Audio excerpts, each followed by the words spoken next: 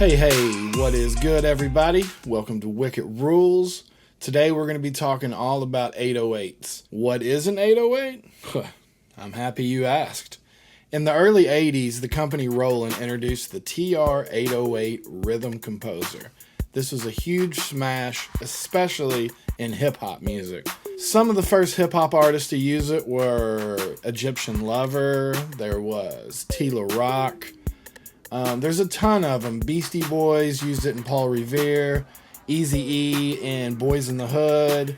You got Sir Mix-a-Lot with My Posse on Broadway, and it was just everywhere. Even though the drum machine had all the drums on it, it had cymbals and toms and claps and snares. What really stood out was the sound that the bass drum made.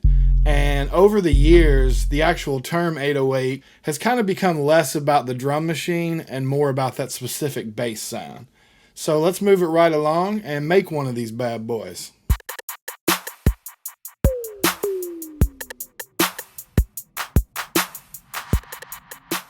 Alright, battle station engaged.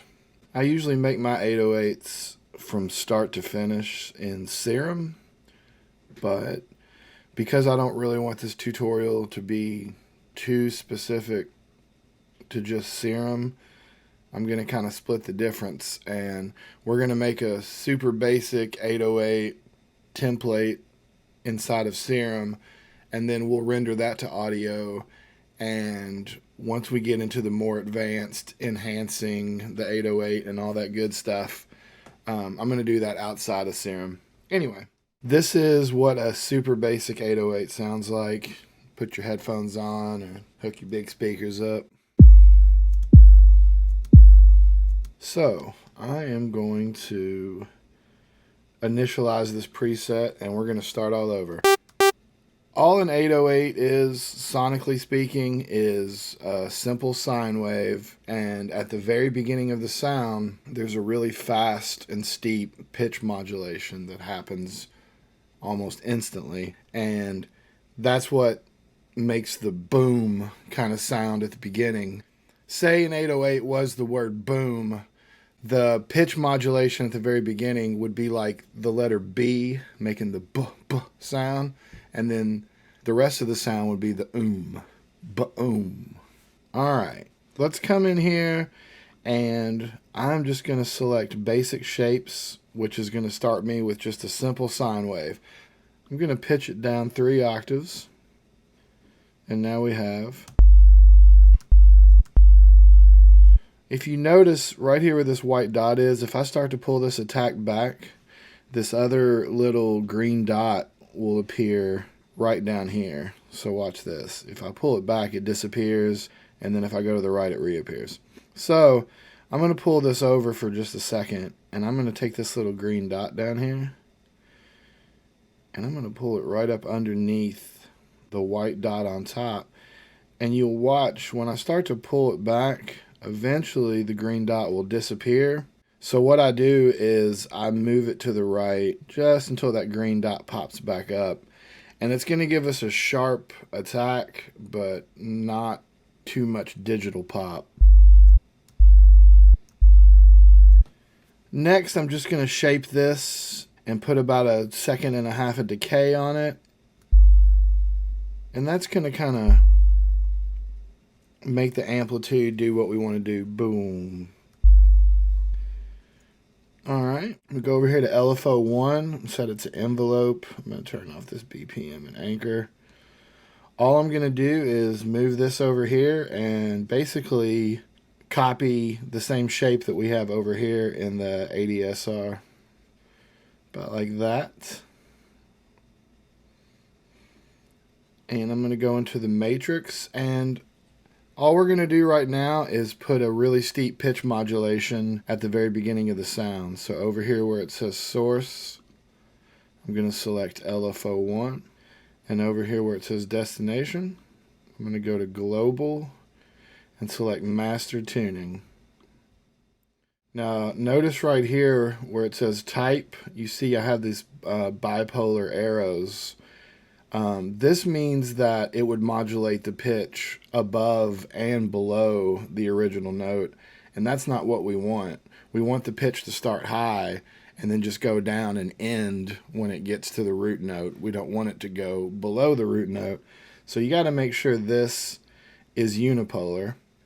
And as far as how much pitch we want at the very beginning, I'm going to go up to about 30 semitones.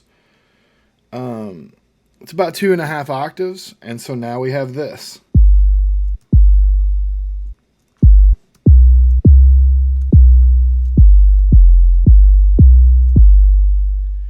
And that is a basic 808. All right, so that's all I'm going to do with Serum. So let's freeze this channel and flatten it. And we're just going to be working with audio from here on out.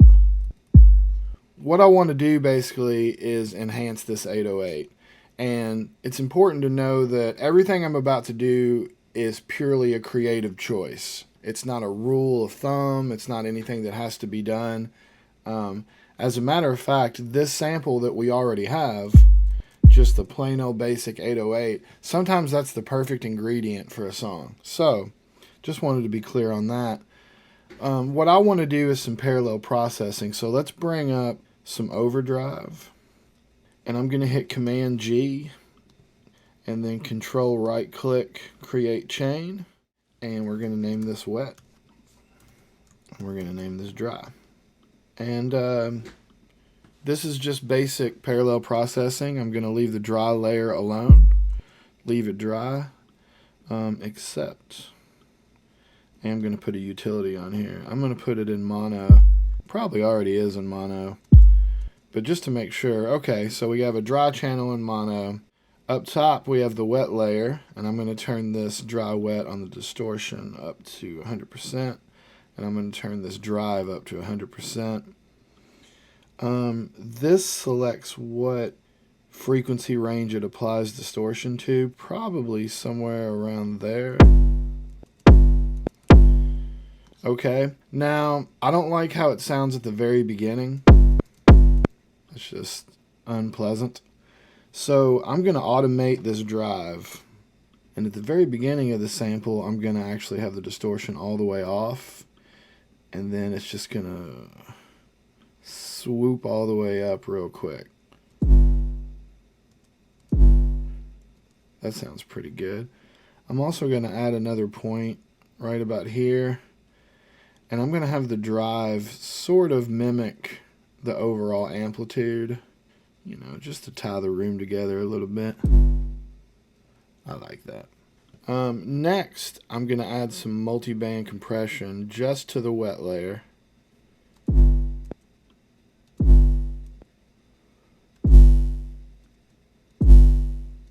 That sounds good. Here's without it. And here's with it.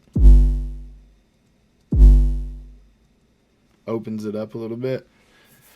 Now, I definitely want to bring an EQ onto this wet layer and see this sub frequency here. Let's roll all that off. Because we want this wet layer just to be a top end. And when you have just a separate top end running in parallel, it's a whole lot safer to kind of go nuts with effects. You can add chorus or reverb or delay or whatever. And as long as you have your dry channel down here untouched, you have a nice, stable, strong foundation to build some craziness on top of. So let's listen to what we got so far. I'm going to come over here and just tame the high end just a little bit.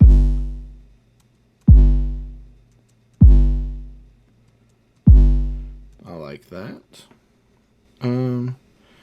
Let's throw some chorus on the wet layer.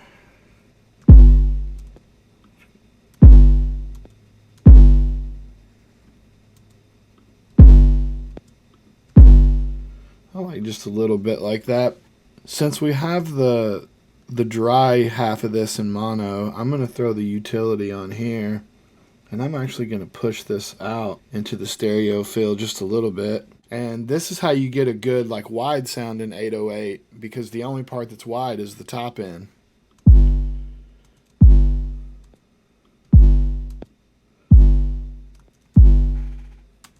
Sounds pretty good. Okay. What I have right now is an audio effect rack running in parallel. Dry signal, wet signal. So there's 2 layers running simultaneously. And I want them to be separate like they are. However, I still want to add a little something outside of all that, because even though I do want the layers separate, I still want to glue them together a little bit with some shared harmonic content. So I'm going to put a saturator outside of this audio effect rack and at the very beginning of this whole chain. And I'm going to turn it up to about 3.5 dB. And that's going to just make my wet and dry separate layers a little bit more cohesive. So saturator at the beginning. And then I'm going to go over here to the very end of the chain and do the same thing with the reverb. Except with the reverb, I still have it outside of my parallel chain, but I'm actually going to make another parallel chain and do the same thing real quick. Wet verb and dry verb. And let's come over here and turn the dry wet up to 100%. Do a little low cut. Here's what just the reverb sounds like. Let's leave all that high end in there. I'm rolling off the low end on the reverb too, because I don't want to introduce any more low end. The only low end I want is just on my initial dry channel right here. So here's what everything sounds like together.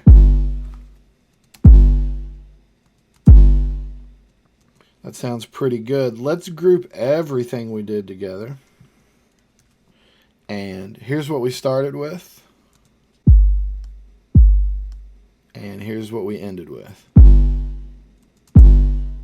Now, all of this would be totally pointless if we didn't know how to properly mix and balance our 808 with our kick drum inside our tracks. So I'm going to show you 3 different methods of doing this. I'm going to start with a basic one, and then we're going to ramp up and get a little bit more advanced. For the first example, we're working with this beat.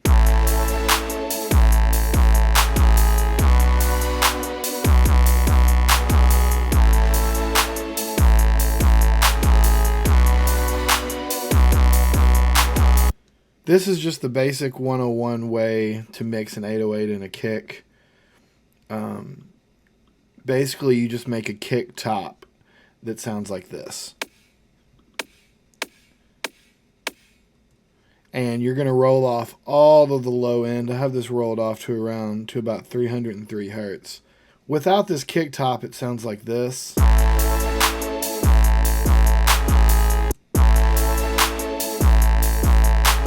And then with it.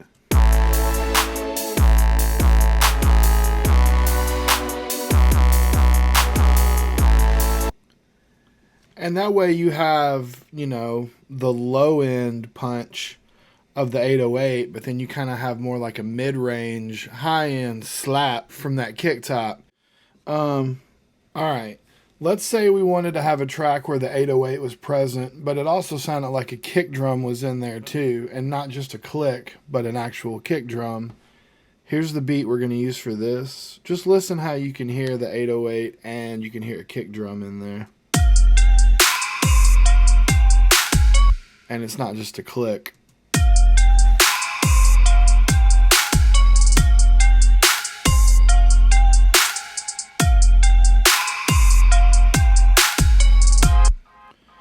Alright, so let me show you how I accomplished that. Here is the 808 sample I started with. I'm going to duplicate it. And on the top one, I'm going to pull up an EQ, and I'm going to roll off all the low end, probably around 144, 150. Yeah, somewhere in there is good. Let's hear what that sounds like. And let's take a little bit of this off.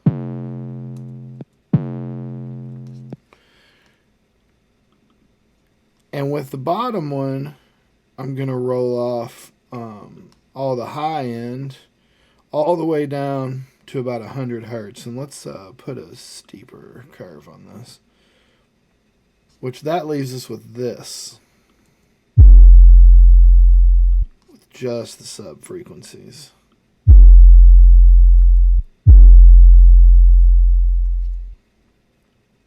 Now what I'm going to do is on this bottom one that has all the sub-frequencies, I'm going to put a big fade at the beginning. So now together they sound like this. And so basically what's happened is right at the very beginning of this, there's not going to be any sub-frequencies. The very beginning punch of the 808 is actually coming from this top one where I rolled all the low off. That's going to make a little bit of room for a kick. It's not necessarily going to make room for a whole kick, but it's going to make room for a partial kick. And you'll see over here in this track where I did this,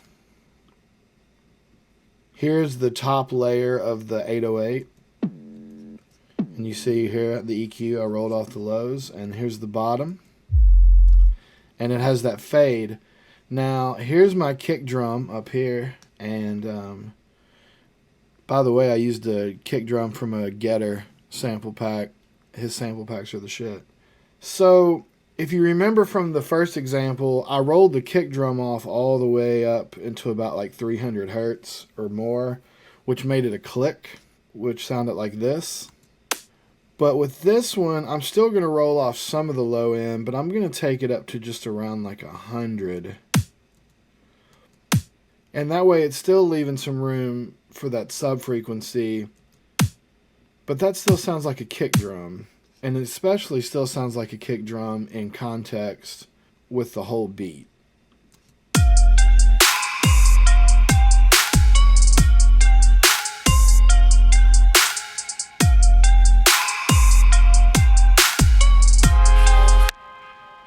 Last but not least, let's say we wanted to have a big, nasty 808 in a track, but we also wanted a big, full kick drum in the track as well. That can be done, but not only does it require specific mixing techniques, it also requires specific composition techniques. Here's the beat we're going to be using for this.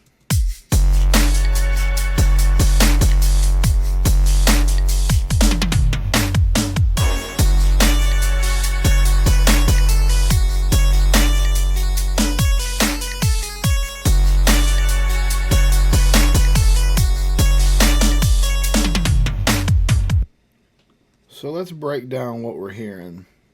Here's what the 808 sounds like. And then here's what our main kick drum sounds like. And you can see here, I'm not rolling off anything on this kick. I even boosted some of the lows, just to let you know I'm not playing around. So, the first thing I want you to notice is that what I've done here is my kicks and my 808s are never landing on top of each other. And that was the composition part of this I was speaking of. So let's listen to just the main kick and the 808, and you'll notice there's no overlap. Wherever the kick is, the 808 is silent, and vice versa.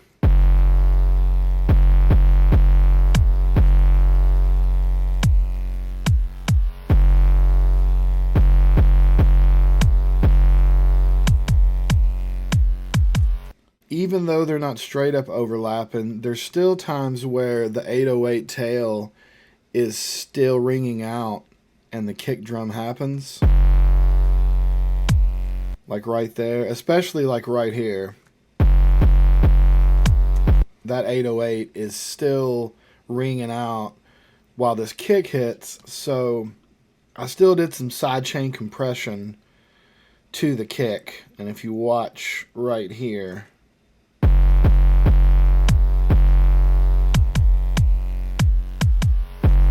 alright, next I added a kick top, but instead of adding a kick top to the actual kick drum, I added it on top of the 808, and that's just going to kind of smooth everything over, and that way when the 808 hits and the kick isn't hitting, there's still a kick top there, which kind of ties everything together. So let's listen to all three of those.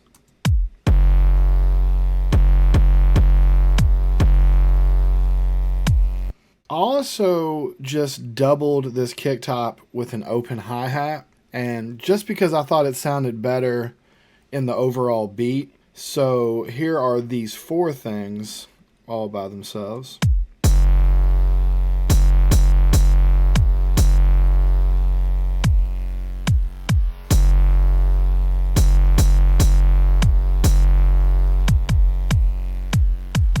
And what this does is it allows us to have a big kick drum in the song, and there's also a big 808 in the song.